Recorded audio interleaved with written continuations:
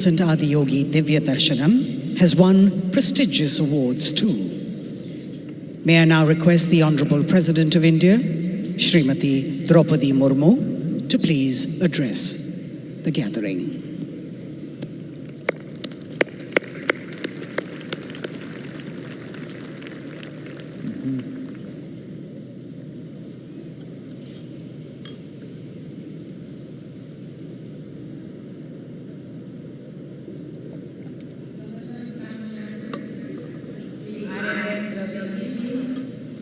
Founder Isha Yoga Center, Sadhguru Yagi Vasudevji, Minister for IT from the State Government, Sri T.M. Tangarajji, distinguished guests, ladies and gentlemen. Om Namo Shivaya. Om Namo Shivaya. Om Namo Shivaya. I bow to all that is Shiva, which means Shubha, all that is auspicious, gracious, benevolent in this universe. I feel specially blessed today. Earlier in the day, I had the good fortune of having the son of Meenakshi Amma. I prayed before the Mother Goddess for the well-being of all. I feel blessed to be here on the holy occasion of MahaShivratri in the presence of Adi Yogi. I am sure you too, like me, are feeling the special vibrations of this ambience. We are sensing a form of energy flowing through us that makes the whole cosmos alive. I was only last week, that was I in Varanasi, the first of all, the abodes of Shiva. And I had a darshan of various manifestations of the God.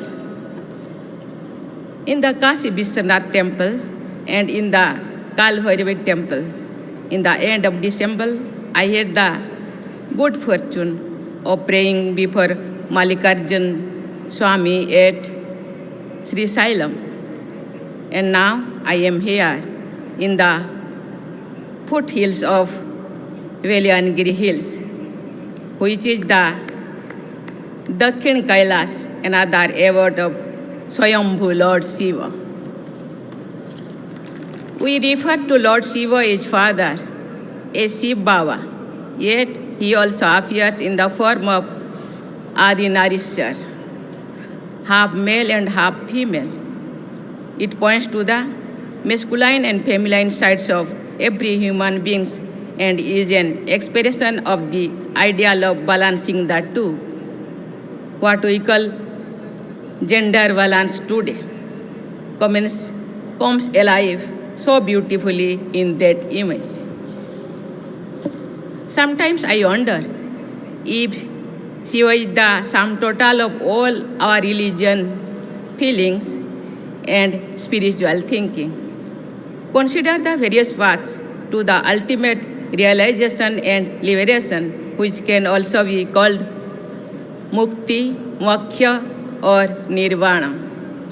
Various traditions around the world speak of the path of devotion, of bhakti, the path of wisdom, of jnana, the path of yoga, and so on.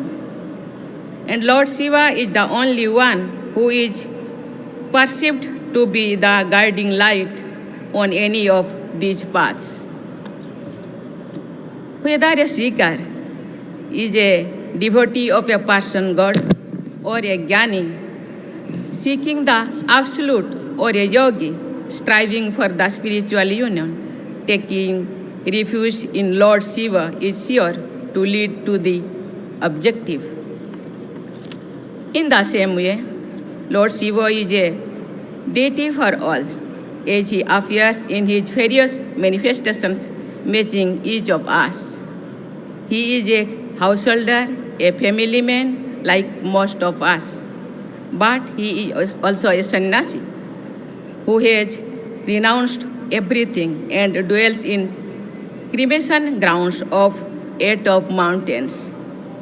He is the first yogi, the Adi yogi, and he is also the first jnani, who, for example, is said to have inspiration Panini's grammar system, one of the tallest intellectual achievements of humankind. Lord Shiva, as the name implies, is a benevolent deity, and yet in countless myths, he is also depicted the ultimate fearsome deity, as revealed in another name for him, Rudra. This might be why both Lord Rama and Ravana worshipped him. This is why he is the symbol of both kinds of energies, creative and destructive. He indeed transcends such fears of opposites because his destructive drives is also creative.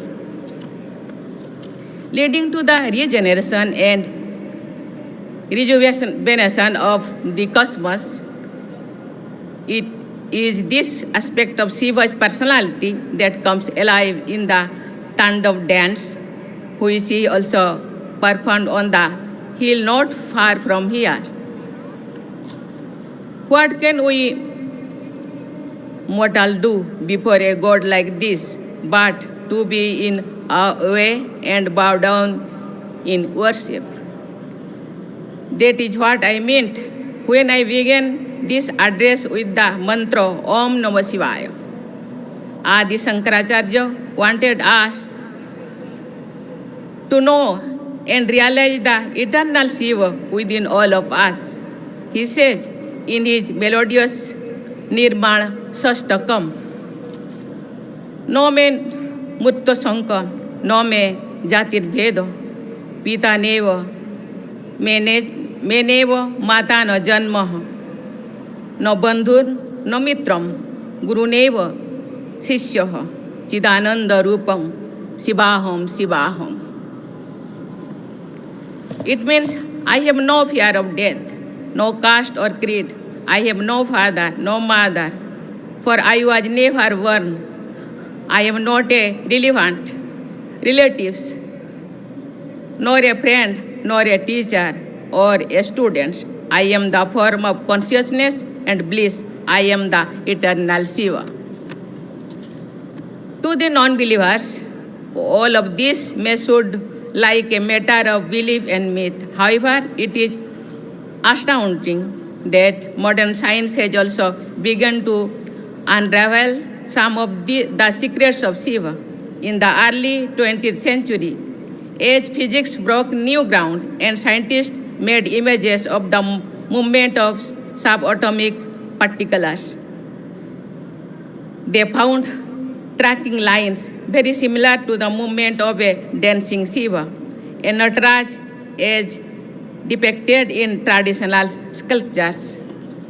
What I am stating is, of course, a well-known theory.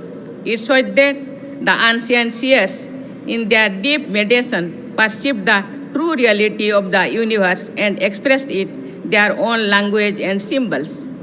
Lord Shiva symbolizes nothing but that absolute. That is why many learned non-believers too remain astonished by Lord Shiva. Ram Manohar Lohia, a staunch socialist, was an agnostic too, but he understood that supreme phenomenon called Lord Shiva very well. In an essay titled Ram and Krishna and Shiva, he wrote in 1956, while Rama and Krishna led human lives, Shiva was without birth and is without end. Like God, he is infinite. But unlike God, his life consists of events in time and many landmarks, and he is therefore more non-dimensional than God. He is perhaps the only non-dimensional myth or concept known to men. There is certainly none other than that can reach him in this respect uncut. fellow seekers, today is MahaShivRatri, which is most parts of India marks the end of winter and beginning of sunny days. MahaShivRatri thus also marks the end of darkness, the darkness of ignorance, and opens the path of enlightenment. For those in search of higher ideals of life, today is an especially significant occasion. We also happen to be in the presence of a renowned rishi of modern times, Sadhguruji, who has done more than the best to propagate the teachings of our past masters in all corners of the world. Countless people, especially young from India and abroad, have found in him the inspiration to make spiritual progress. Moreover, Sadhguruji has been teaching us about our social responsibility too, through his words as well as action. Today, the world remains as torn in strife as ever, but it is also facing an unprecedented ecological crisis. The need for a balanced and compassionate life in harmony with Mother Nature and all its created children was never felt so pressing as it does today. May this MahaShivratri dispel darkness inside us and lead us all to more fulfilling and flourishing life. I wish we happy for journey on this path, as this saying goes, Shivaste Panthano Hosantu. May the spiritual light of MahaShivratri brighten our paths